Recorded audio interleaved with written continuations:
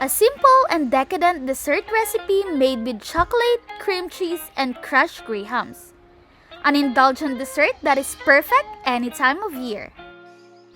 First, let's dissolve unflavored gelatin over a hot bowl of water and set aside.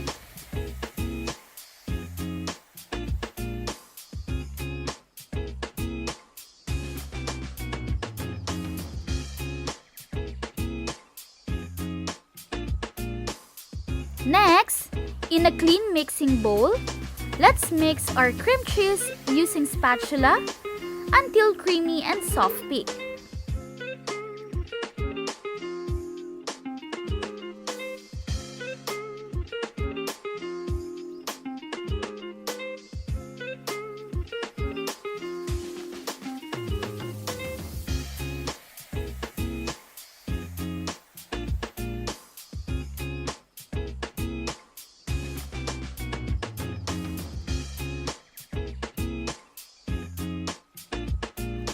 Next, let's add sugar and fold until the sugar dissolves properly.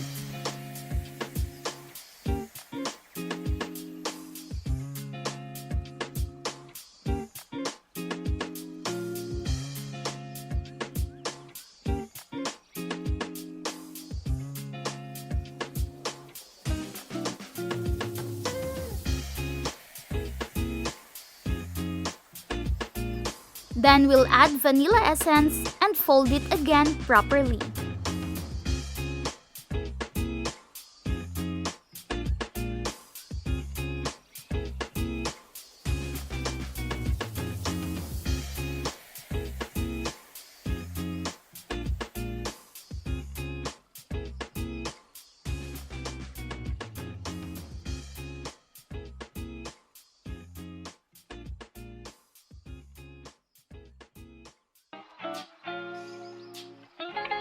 Now we can add our gelatin, but make sure to fold it properly and set it aside.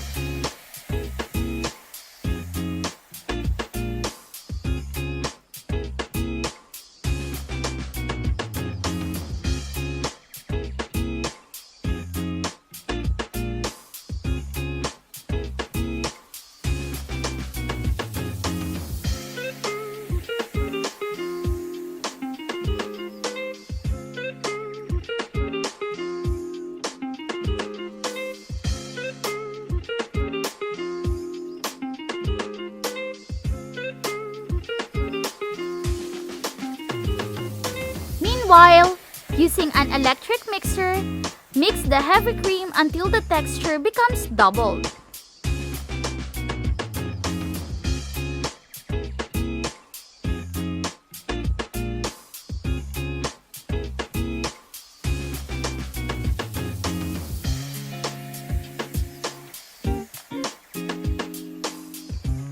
Now we can pour it into the cream cheese and again fold it properly.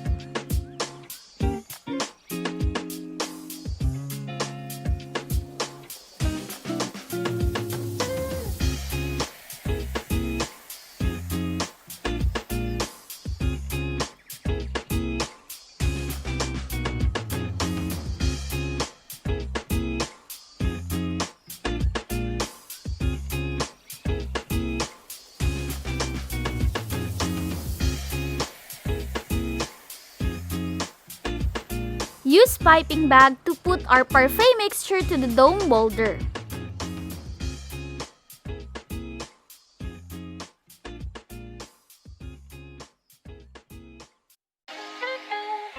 Then press it using a spoon to make sure that all the sides are covered and smooth.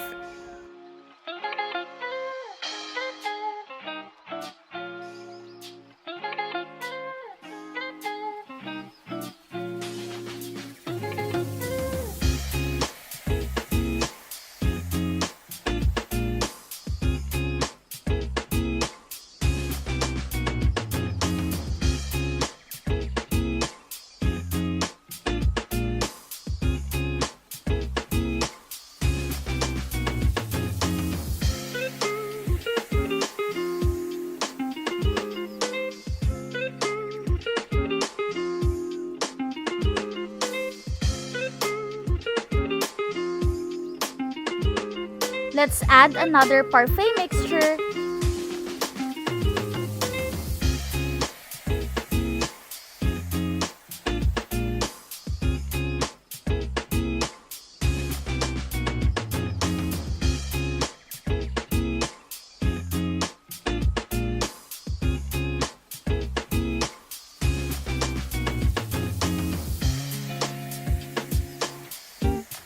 And we can place some berry in the middle, or you can use chocolate. Depends on whatever you like.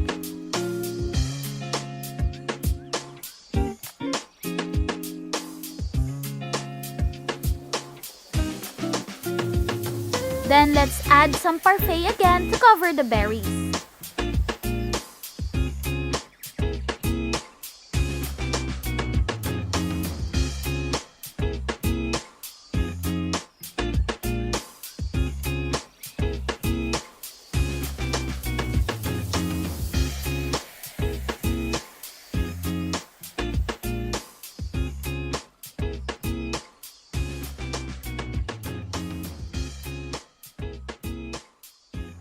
Lastly, we will flatten the top part carefully using spatula.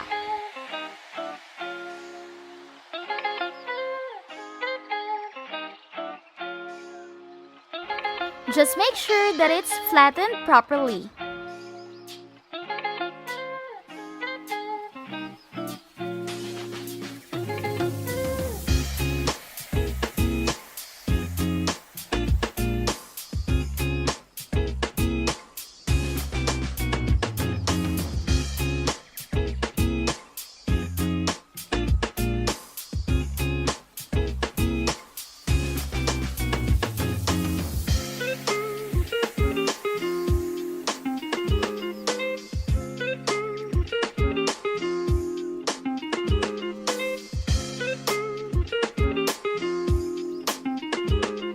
Now, let's place it in the fridge overnight.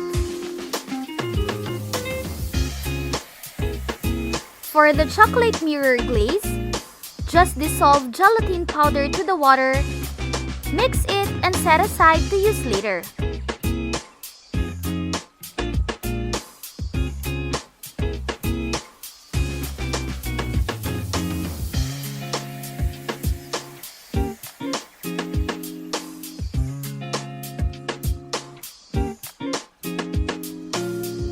Now in saucepan, let's add sugar, water, and cocoa powder.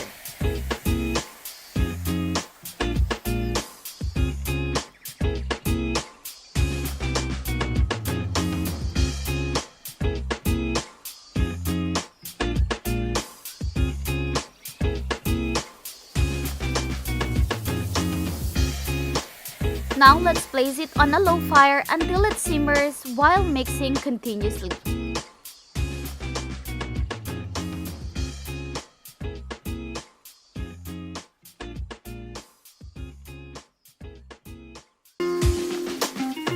Simmer it for 30 seconds and turn off the heat.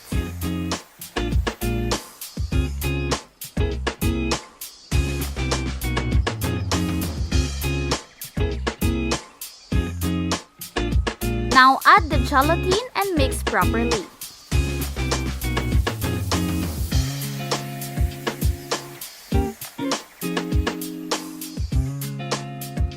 Then let's pass the sauce into the sifter twice to sift the molded gelatin.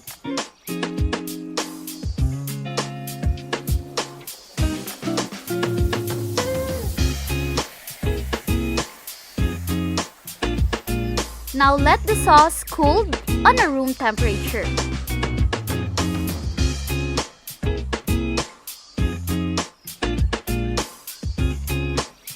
Now, if the parfait is already frozen, we can remove it from the molder. Then we will add now our chocolate sauce.